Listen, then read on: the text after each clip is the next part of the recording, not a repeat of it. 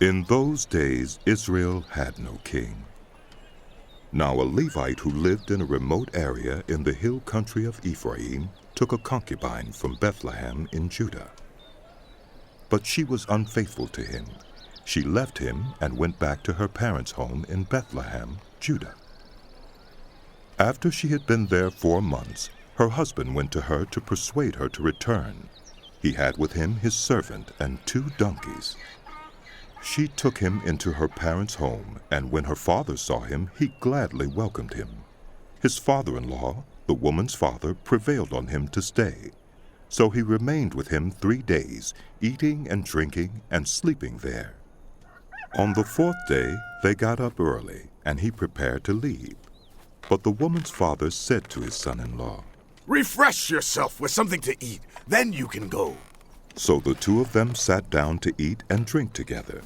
Afterward, the woman's father said, "Please, stay tonight and enjoy yourself." And when the man got up to go, his father-in-law persuaded him, so he stayed there that night.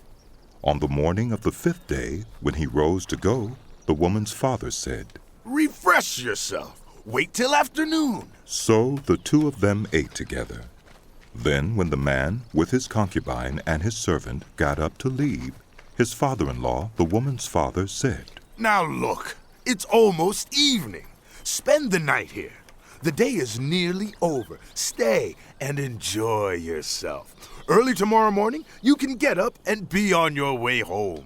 But unwilling to stay another night, the man left and went toward Jebus, that is, Jerusalem, with his 2 saddled donkeys and his concubine. When they were near Jebus and the day was almost gone, the servant said to his master, "Come, let's stop at the city of the Jebusites and spend the night." His master replied, "No, we won't go into any city whose people are not Israelites.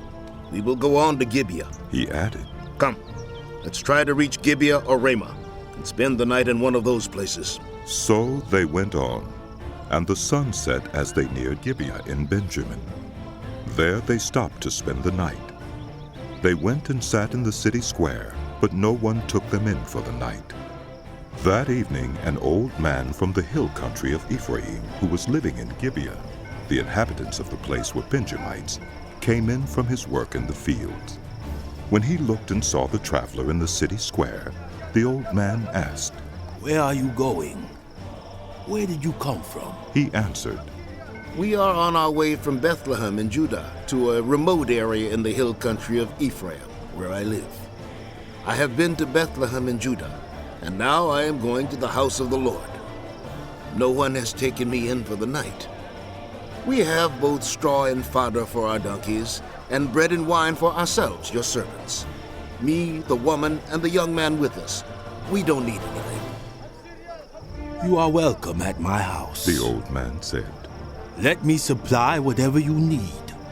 Only don't spend the night in the square."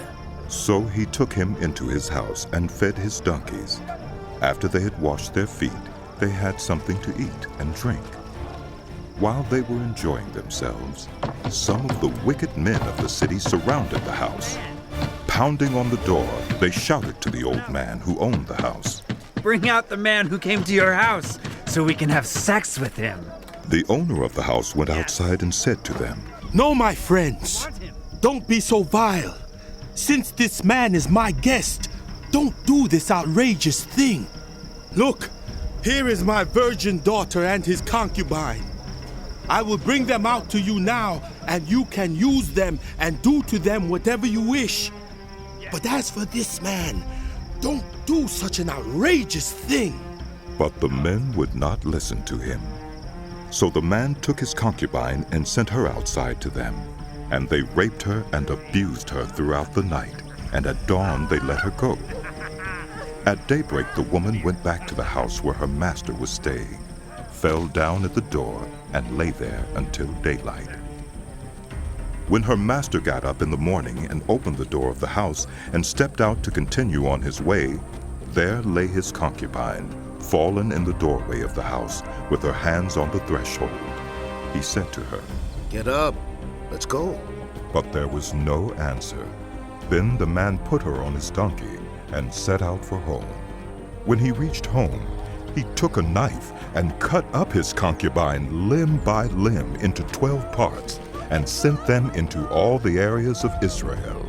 Everyone who saw it was saying to one another, "Such a thing has never been seen or done, not since the day the Israelites came up out of Egypt." Just imagine. We must do something. So speak up.